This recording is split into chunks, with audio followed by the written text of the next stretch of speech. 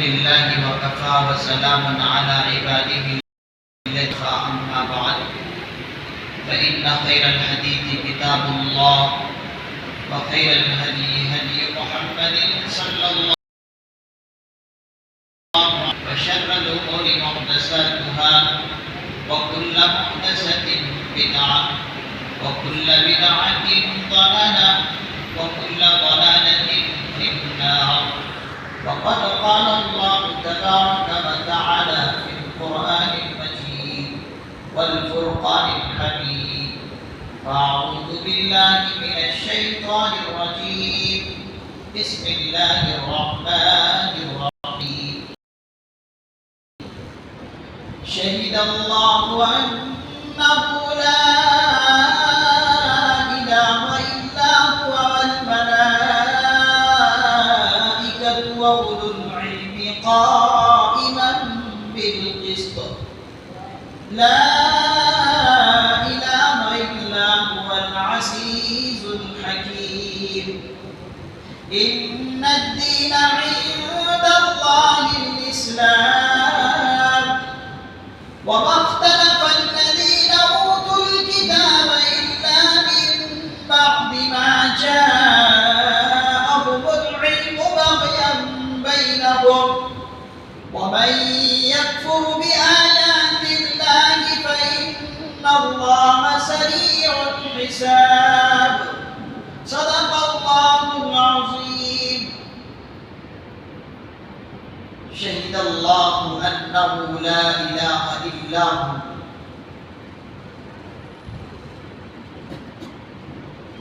اللہ رب العزت خود اس بات کی گواہی دیتے ہیں انہ لا الہ الا ہو کہ اس کے سوا کوئی عبادت کے لائق نہیں، اور اسی طریقے سے فرشتے وَأُولُو الْعِلْمِ اور اہل علم بھی اس بات کی گواہی دیتے ہیں قائما بالقسط، جس نے انصاف کے ساتھ کائنات کا نظام سنبھالا ہوا ہے. لا الہ الا ہو، اللہ کے سوا کوئی عبادت کے لائق نہیں. هو العزیز، جس کا اقتدار کامل ہے. الحکیم، جس کی حکمت بھی کامل ہے. ان الدین عند اللہ الاسلام، بے شک اللہ کے نزدیک مذہب اسلام ہی معتبر دین ہے. اختلف الذین اوتوا الکتاب الا من بعد ما جاءهم العلم، اور جن کو کتاب دی گئی تھی انہوں نے الگ راستہ لا علمی کی وجہ سے نہیں اختیار کیا، مگر یہ کہ ان کے پاس علم آ چکا تھا. بغیا بینہم، بس انہوں نے آپس کی زدی کی وجہ سے الگ راستہ اختیار کیا. وَمَن يَكْفُرْ بِآيَاتِ اللَّهِ، اور جو شخص اللہ تعالیٰ کی آیتوں کا انکار کرتا ہے فَإِنَّ اللَّهَ سَرِيعُ الْحِسَابِ، بے شک اللہ تعالیٰ بہت جلد حساب لینے والے ہیں.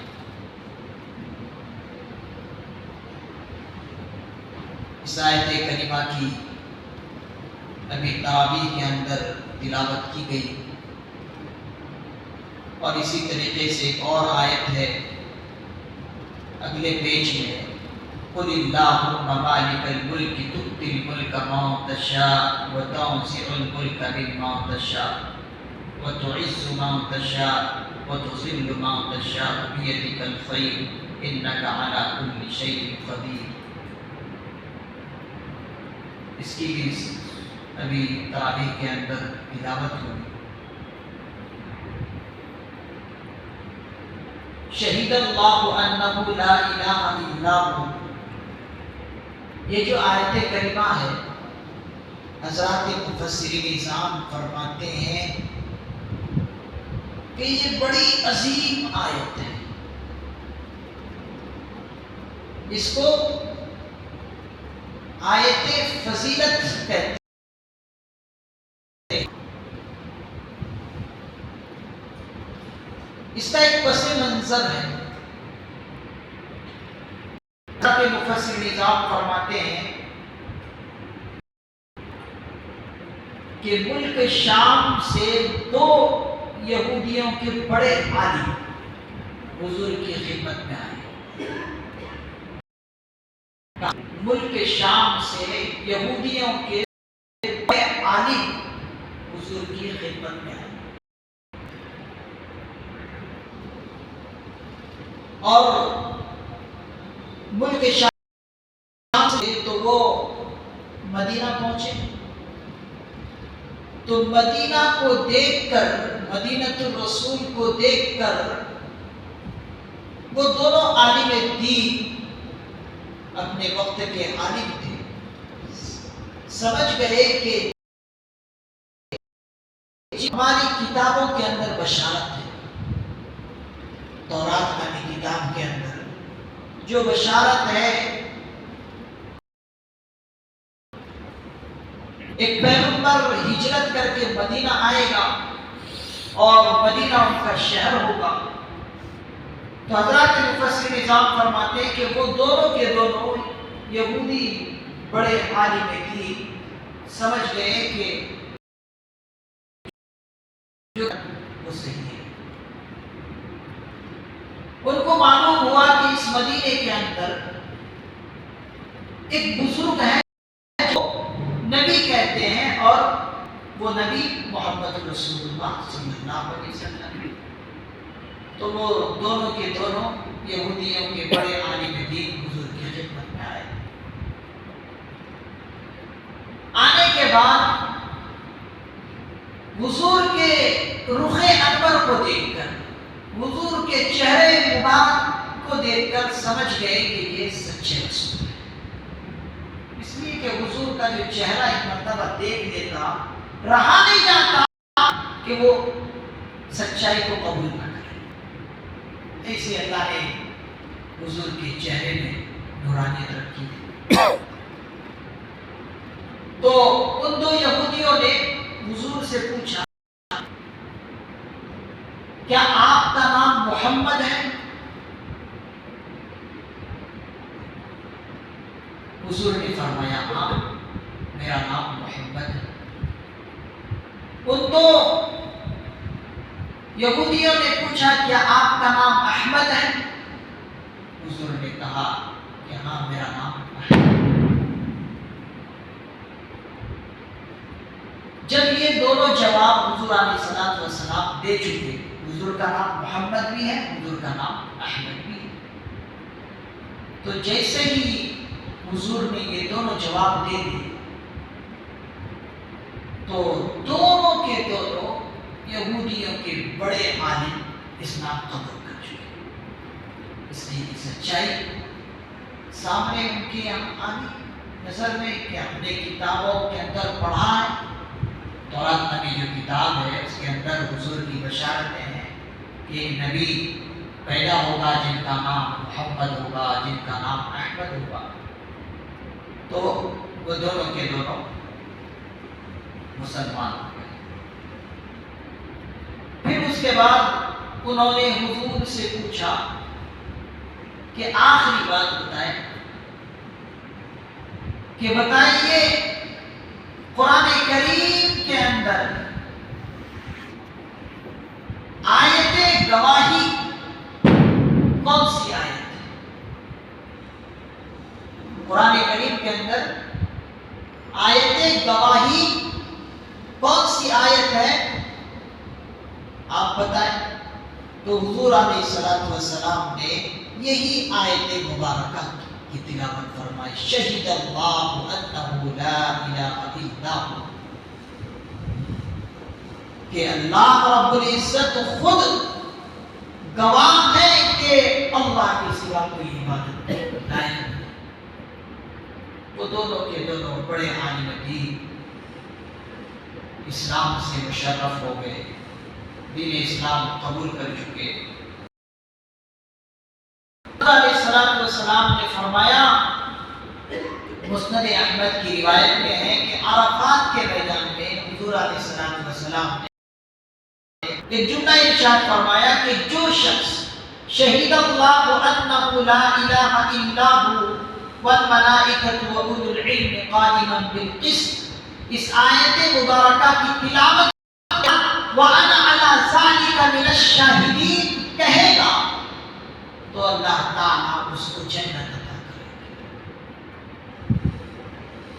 عرفات کے میدان میں حضور نے اس آیت کی تلاوت کرنے کے بعد شاہدین پڑھا اور حضور نے خود کہا اس جملے میں وَأَنَا عَلَىٰ ذَلِكَ مِنَ الشَّاهِدِينَ کہ اللہ میں بھی آپ کے پروردگار ہونے کا یقین رکھتا ہوں کہ آپ ہی ہم سب کے نام۔ تو یہاں سے معلوم ہوا کہ جو شخص بھی یہ آیت کی تلاوت کرے اس کے بعد فوراً وَأَنَا عَلَىٰ ذَلِكَ مِنَ الشَّاهِدِينَ اگر کہہ لے تو اللہ اس شخص کو جنت نصیب کرے۔ ان الدین عند اللہ الاسلام، بے شک اللہ کے نزدیک معتبر دین دین اسلام۔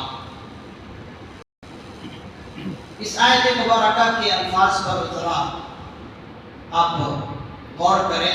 الدین کا لفظ آیا ہے، دین کا لغوی معنی ہے طریقہ، روش۔ دین کا کیا معنی ہے؟ طریقہ، اور اسی طریقے سے روش۔ اور دین کا لفظ اصطلاحاً اصول اور قانون کے لیے بھی حضرات فقہاء کرام استعمال فرماتے ہیں۔ اس کے بعد دوسرا لفظ ہے الاسلام۔ اسلام کا معنی ہے اپنے آپ کو سپرد کر دینا۔ اسلام کا کیا معنی ہے؟ اپنے آپ کو سپرد کر دینا، خدا کے متبع ہو جانا، کے فرما بردار ہو جانا، اسلام کا معنی ہے۔ اب ہم میں سے کوئی شخص اسلام لا چکا ہے، گویا کہ جب اسلام لا چکا ہے، مسلمان ہے، اور مسلمان کا معنی ہی ہے اللہ کے سپرد کر دینا، تو پھر انسان کو چاہیے کہ پوری طرح اپنے آپ کو اللہ کے سپرد کر دے۔ اللہ جو بھی احکام دے اس احکام کی پوری اتباع کر لے، اس لیے کہ مسلمان کا معنی ہی ہے اپنے آپ کو سپرد کر دے۔ یہی سے حضرات مفسر نظام یہ بھی فرماتے ہیں، حضرت آدم علیہ السلام سے لے کر خاتم النبیین حضرت محمد رسول اللہ صلی اللہ علیہ وسلم تک جتنے بھی رسول آئے نبی، سب کے سب دین اسلام میں مشترک رہے، سب کے سب دین اسلام میں مشترک رہے۔ ابراہیم علیہ السلام نے جملہ فرمایا ربنا وجعلنا مسلمین لک ومن ذریتنا، دیکھیے وہاں پر بھی مسلمین کا لفظ آیا، تو معلوم یہ ہوا کہ اسلام ان نبیوں میں بھی مشترک رہا ہے۔ تو اس کے اعتبار سے کہا جائے گا کہ جتنے بھی نبی گزرے سب کے سب مسلمان اور اسلام کے فالوور تھے، اور جو ماننے والے ان کے رہے سب کے سب کو مسلم اور مسلمان کہا جا سکتا ہے۔ وہ امرت ان اکون من المسلمین، یہ جملہ کیا ہے۔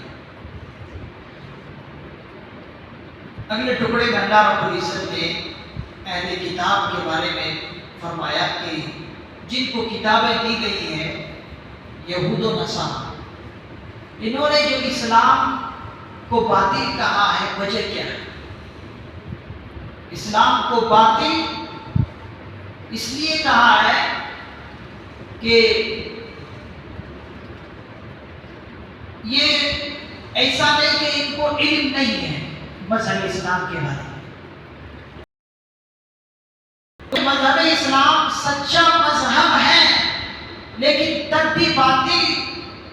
اسلام کو کیوں کہتے ہیں؟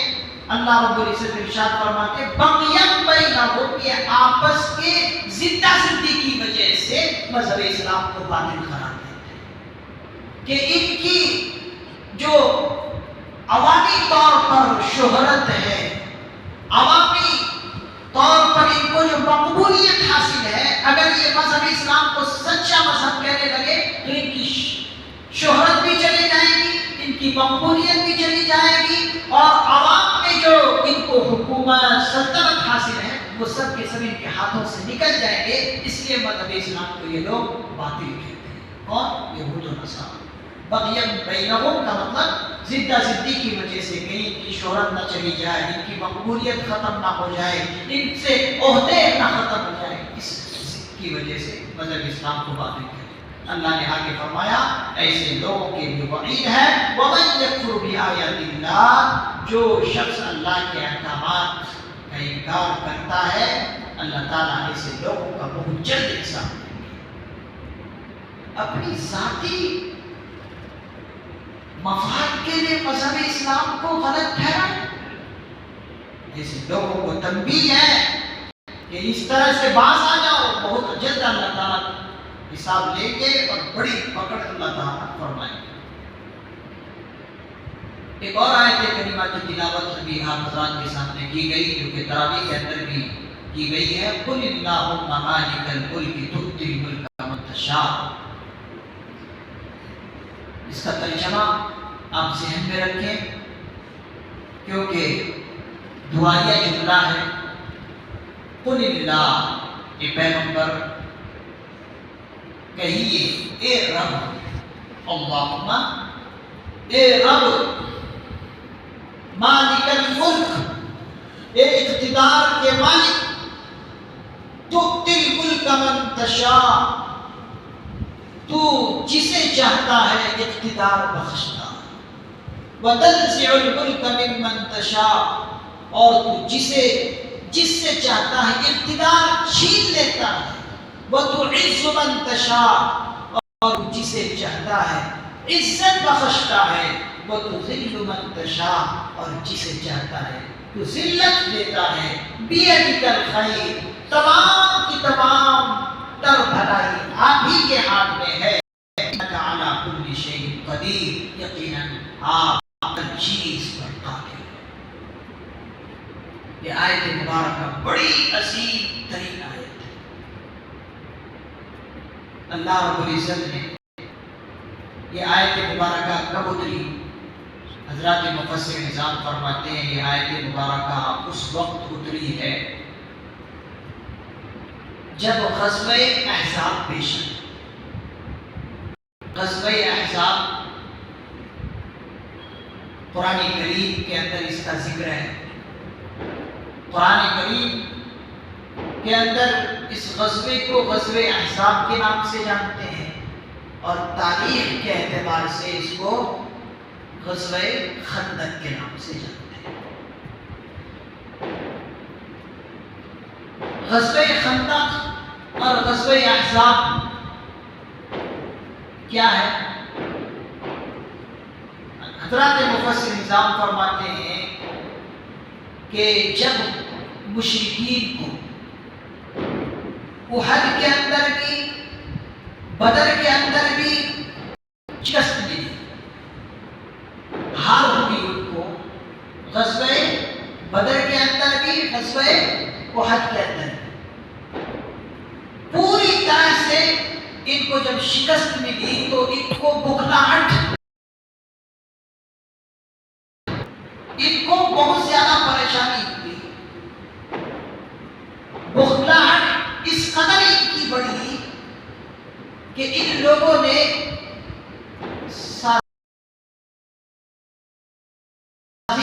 محاذ تیار کیا اس طرح سے کہ سارے کے سارے یہود و نصارہ اور مشرکین عرب کے سرداروں کو کہ دیکھو ہم سب کے سب یک بار کی مدینے پر حملہ کریں گے۔ کیوں؟ اس لیے کہ کہیں ایسا نہ ہو کہ اسلام پوری طرح پھیل جائے اور ہماری رسوائی ہو۔ تو مشرکین نے مکہ کو بھی یہود و نصارہ میں جمع کیا اور ایک طرح کے متحدہ محاذ انہوں نے تیار کیا اور کہا کہ یک بار کی ہم مدینے پر حملہ کریں گے اور مسلمانوں کو دنیا سے نیست و نابود کر کے رکھ دیں گے۔ اس قسم کی پلاننگ آج سے نہیں ہے، آج مسلمان سمجھتے نہیں ہیں کہ آج جو دشمنان اسلام پلاننگ کر رہے ہیں صرف آج ہی کی یہ پلاننگ ہے۔ 1450 سال سے پہلے ہی مشرک جو ہے اس قسم کی پلاننگ کرتے آئے ہیں کہ مذہب اسلام کو مٹا کر رکھ دیں گے، مسلمانوں کو مٹا کر رکھ دیں گے۔ دیکھیے یہاں پر خود مشرکین مکہ نے پلاننگ یہ کی کہ پوری طرح جو ہے ایک بار کی مدینے پر حملہ کریں گے اور مسلمانوں کو اس سے نابود کر کے رکھ دیں گے۔ تو آقا علیہ الصلوۃ والسلام کو ان کی پلاننگ کی اطلاع مل گئی تو حضور نے صحابہ کرام رضی اللہ عنہم سے مشورہ کہ کیا کرنا چاہیے۔ تو صحابہ کرام رضی اللہ عنہم نے مشورہ دیا کہ ہم ایک کام یہ کریں کہ ایک خندق کھودیں، ایک خندق کھودیں کہ جیسے ہی یہ مدینے پر حملہ کرنے کی غرض سے آئیں گے تو یہ خندق کو پار نہ کر سکیں۔ تو خندق کھودنے کی آقا علیہ السلام نے سب کو اجازت دی۔ حضرات مفسر نظام فرماتے ہیں 10 صحابی کو 40 ہاتھ لمبی خندق کھودنے 10 صحابی کو 40 ہاتھ خندق کھودنے کا اللہ کے پیغمبر نے حکم دے دیا اور ساتھ ہی ساتھ حضور علیہ الصلوۃ والسلام بھی خندق کھودنے لگ گئے۔ تو فرماتے ہیں کہ وہ خندق جو کھودی گئی بڑی گہرا خندق کی ہے اور لمبائی بھی بہت زیادہ ہے۔ تو جب خندق صحابہ کرام رضی اللہ علیہ مجمعین کھود رہے السلام بھی ایک فرد کی حیثیت سے خندق کھود رہے تھے۔ دو جہاں کے سردار ہیں، امام الانبیاء ہیں، ساری دھرتی میں سارے مخلوقات میں افضل ترین انسان حضور کی ذات ہے، ایک فرد کی حیثیت سے خندق کھودنے لگے حضور۔ حضرات مفسر نظام نے فرمایا اتنی محنت اور مجاہدے کے ساتھ صحابہ خندق کھود رہے تھے، کھانے پینے کو کچھ نہیں، ضروریات کے پورے کرنے کے لیے کچھ بھی نہیں ہے، لیکن خندق کھودنے میں بالکل لگے ہوئے ہیں۔ مفسر نظام نے فرمایا کہ اگر اس وقت کے آلات بھی اس وقت موجود ہوتے تو اتنی بڑی خندق کھود نہیں سکتے تھے ان آلات کو لے کر، لیکن ایمانی طاقت نے بڑی خندق کھودی، ان کی ایمانی طاقت نے ایک بڑی گہرائی کی ایک خندق انہوں نے کھودی۔ فرماتے ہیں کہ جب خندق کھود رہے تھے تو خندق کھودتے ہوئے ایک بڑی پتھر کی چٹان کسی صحابی کے بیچ میں آ گئی۔ پتھر کی ایک بڑی چٹان آ گئی کہ صحابہ اسے توڑنے کی کوشش کر رہے ہیں، ٹوٹی نہیں۔ تو حضرت سلمان فارسی سے کہا گیا کہ اس کی اطلاع حضور کو دیا جائے۔ ایک پتھر کی بڑی چٹان بیچ میں آ گئی ہے، صحابہ توڑنے کی کوشش کر رہے ہیں، توڑ ہی نہیں پا رہے ہیں اور بہت زیادہ۔ حضرت سلمان رضی اللہ عنہ حضور کی خدمت میں گئے اور کہا کہ خندق کے بیچ پتھر کی چٹان بیچ میں آ گئی اور صحابہ توڑنے کی ٹکڑے کرنے کی کوشش کر رہے ہیں لیکن نہیں کر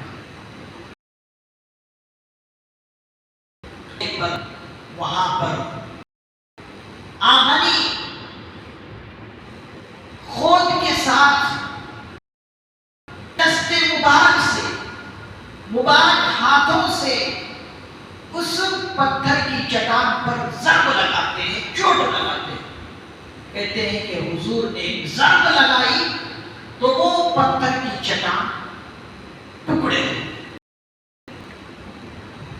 اب جب ٹکڑے ہوئے تو حضور علیہ الصلوۃ والسلام نے فرمایا جب میں نے پہلی ضرب لگائی تو اس ضرب کی وجہ سے، اس مار کی وجہ سے ایک شعلہ برآمد ہوا، شعلہ نکلا۔ اس شعلے سے میں نے دیکھا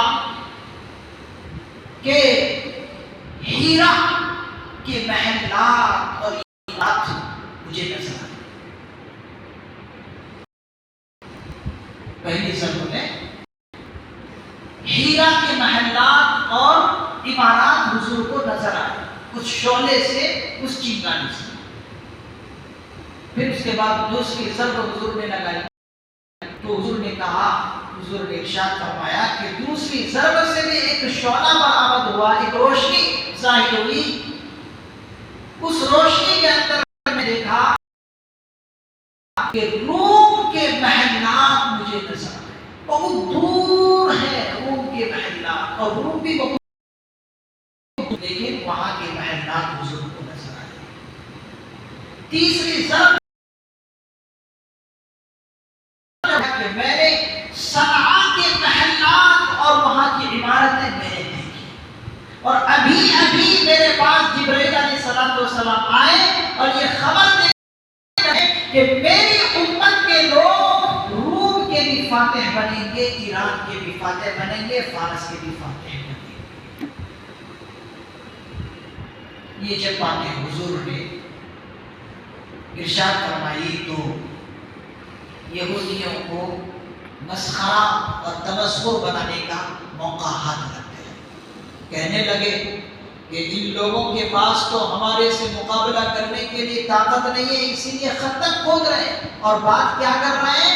فارس کو فتح کرنے کا، اور روم کے محلات پر قبضہ جمانے کا، ایران فتح کرنے کا۔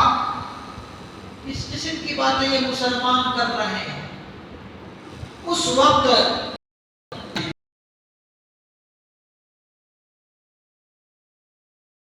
شاہ اور اس آیت مبارکہ کے اندر ان یہود و جواب اللہ نے دیا، اے یہود و نصارہ، اے حکومت اور سلطنت پر فخر کرنے والے، اے مالداری پر فخر کرنے والے، تمہیں معلوم بھی ہے کہ عزت اور اسی طریقے سے سلطنت کس کے قبضے میں ہے؟ چاہے روم کی سلطنت تمہارے پاس ہو، فارس کی سلطنت ہو، صنعاء کی سلطنتیں ہو، یہ سب کے سب اللہ کے قبضے قدرت میں ہے۔ وہ جسے چاہے ان چیزوں اور ان دنیا کے ملکوں کی سلطنت دے دے۔ اسے اختیار ہے کہ فقیر کو بادشاہ بنا دے، بادشاہ کو فقیر بنا دے۔ قوم عاد، قوم سمود سے سبق لو، اتنی بڑی بڑی عمارتیں رکھنے والے کیا حشر۔ اس کے اندر جواب اللہ نے دیا کہ تؤتی الملک من تشاء، اللہ تعالیٰ جسے چاہتے ہیں اور جس سے چاہتے ہیں اقتدار چھین۔ تو بے وقوف ہو، تمہیں صرف ظاہری چیزوں پر تمہاری نظر ہے، اللہ کی قدرت اور اللہ کی طاقت پر تمہاری نظر نہیں ہے۔ پھر اللہ نے فرمایا وَتُعِزُّ مَن تَشَاءُ وَتُذِلُّ مَن تَشَاءُ بِيَدِكَ الْخَيْرُ، ہم جسے چاہتے ہیں عزت بخش دیتے ہیں، جسے چاہتے ہیں ذلت بخش دیتے ہیں۔ اس وقت یہ آیت مبارکہ اللہ نے جواب اتارا۔ اب اس آیت مبارکہ کی فضیلت کیا ہے؟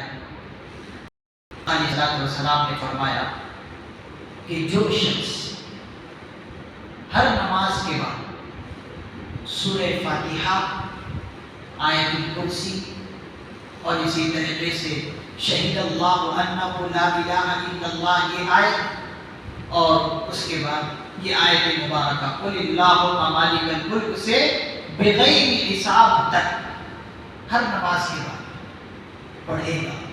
ہر نماز کے بعد سورہ فاتحہ، آیت الکرسی، شہید اللہ انہ یہ آیت، اور اس کے بعد قل اللہم سے بغیر حساب تک یہ پڑھ لے۔ سورہ آل عمران کی یہ دو آیتیں پڑھ لے۔ آقا علیہ السلام نے فرمایا اللہ رب العزت ایسے 70 مرتبہ رحمت کی نظر ڈالیں. کتنی مرتبہ؟ 70 مرتبہ ہر دن میں اللہ تعالیٰ رحمت کی نظر ڈالیں گے. اور اللہ تعالیٰ ایسے بندوں کو جنت بھی نصیب کریں گے. اور ساتھ ہی ساتھ اللہ رب العزت ایسے بندوں کی 70 حاجتیں پوری کریں گے. 70 حاجتیں، 70 ضرورتیں اللہ تعالیٰ ایسے بندوں کی پوری کریں گے. اور ساتھ ہی ساتھ حضور نے فرمایا کہ ہر حاسد اور باغی سے اللہ تعالیٰ حفاظت فرمائے. حسد کرنے والوں سے، جلن کرنے والوں سے حفاظت فرمائے. انسان کی 70 حاجتیں پوری کریں گے. اور کم سے کم ایک حاجت حضور نے یہ ہے کہ اللہ تعالیٰ اس کی مغفرت فرمائے. کتنی ساری حاجتیں پوری کرنے والے ہیں اور دن میں 70 مرتبہ اپنی نظر رحمت کرتے ہیں. تو اس سے کون محروم رہنا چاہتا ہے؟ ہم میں سے ہر ایک کو اللہ کی نظر رحمت کی ضرورت ہے. ہم میں سے ہر ایک کو اللہ کی مغفرت، ہماری اپنی مغفرت اللہ سے ضرورت ہے. حاجتیں پوری ہونے کی اللہ سے ہماری ہر وقت درخواست ہے. تو ضرورت ہے کہ ہم کلمات کی تلاوت کریں اور ان کو سیکھیں. اللہ تعالیٰ سے دعا ہے اللہ تعالیٰ سننے سے زیادہ عمل کرنے کی توفیق نصیب فرمائے. سبحان اللہ و بحمدہ.